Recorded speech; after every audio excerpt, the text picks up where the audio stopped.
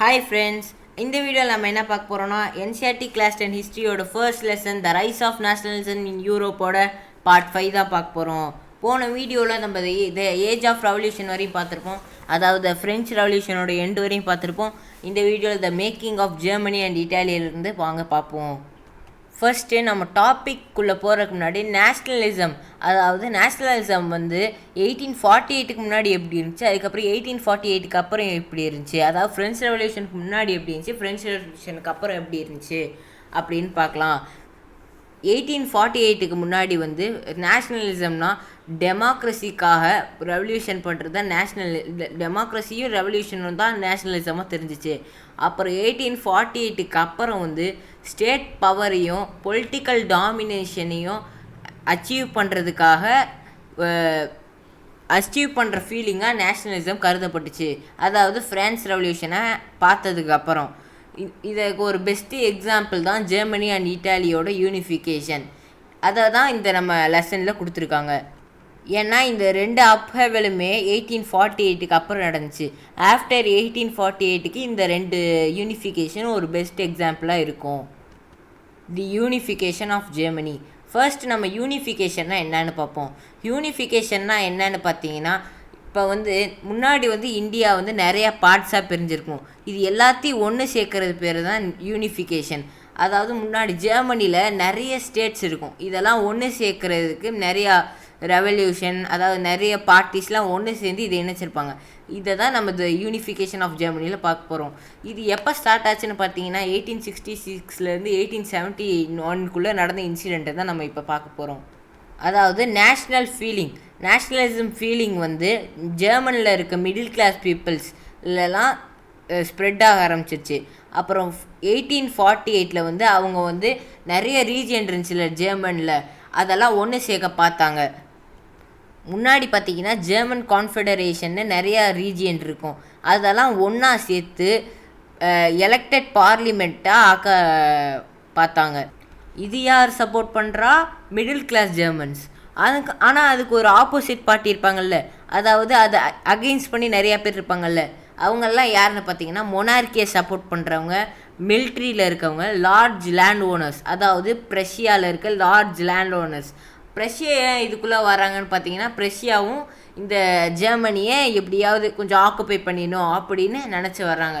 Junkers, அவங்க large land owners of ப்ரெஷியா வந்து ஜங்கர்ஸ்னு சொல்லுவாங்க. ப்ரெஷியாவில் இருக்க லார்ஜ் லேண்ட் ஓனர்ஸ் மட்டும்தான் இவங்களுக்கு அப்போஸ் பண்ணுறாங்க. அதனால் ப்ரெஷியா வந்து இதில் இன்வால்வ் ஆனதுனால ப்ரெஷியன் கவர்மெண்ட், அதாவது சீஃப் மினிஸ்டர் ஒட்டோ வான் பிஸ்மார்க்ங்கிறவர், அவர் தான் இந்த ப்ராசஸோட ஆர்கிடெக்ட், அதாவது இந்த ப்ராசஸே கட்டமைச்சிருக்காரு. அவர் வந்து இந்த மிடில் கிளாஸ் ஜெர்மன்ஸுக்கு ஹெல்ப் பண்ண ஆரம்பிக்கிறார். அதாவது இப்போ பார்த்தீங்கன்னா ப்ரெஷியாவும் ஜெர்மனியும் ஒன்று சேர்ந்து 7 வருஷத்துக்கு 3 வார் சண்டை போட்டு, ஆஸ்ட்ரியா, டென்மார்க், ஃப்ரான்ஸோட சண்டை போட்டு ப்ரெஷியா வந்து விக்ட்ரி ஆகி யூனிஃபிகேஷன் ஆஃப் ஜெர்மனி, அதாவது ஜெர்மனியை ஒன்று சேர்க்குறாங்க. அதுக்கப்புறம் இது யூனிஃபைட் ஜெர்மனியை கண்ட்ரோல் பண்ண ஒரு ரூலர் வேணும்ல, அதுக்காக ப்ரெஷியன் கிங் இருக்கார்ல, ப்ரெஷியா இவங்களுக்கு ஹெல்ப் பண்ணனால ப்ரெஷியன் கிங் இருக்கார்ல வில்லியம் I, இவர் வந்து 18 ஜனவரி 1871 ஹால் ஆஃப் மிரர்ஸில் வேர்சைல்ஸ்ன்ற இடத்துல பதவியேற்கிறாரு ஜெர்மனோட கிங்கா. இதோட ஜெர்மனியோட யூனிஃபிகேஷன் முடியுது.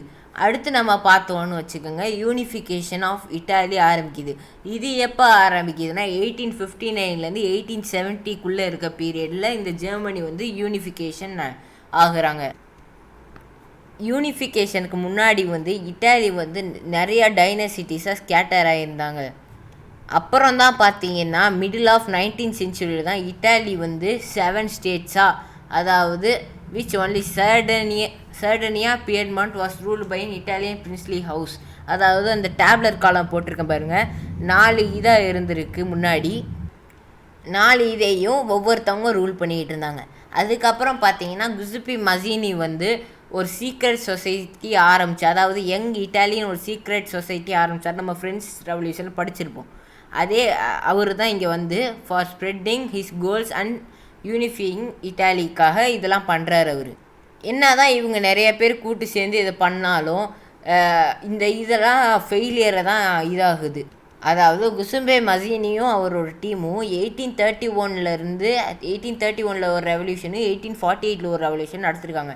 ஆனால் இது ரெண்டுமே ஃபெயிலியர் ஆகுது. அதனால் இந்த டியூட்டி வந்து யார் மேலே இதாகுதுன்னா, செர்டியனியா பீமெண்ட்டோட கிங் இருக்கார்ல, விக்டர் எமானுவல் II, அவர் மேலே இந்த பொறுப்பு வந்து ஒப்படைக்கப்படுது.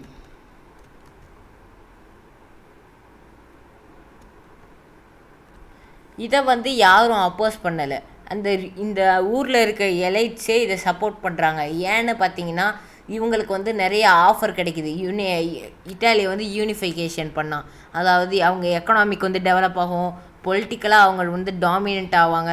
அதனால் யாரும் இதை வந்து எதிர்க்கல இட்டாலிக்குள்ளே.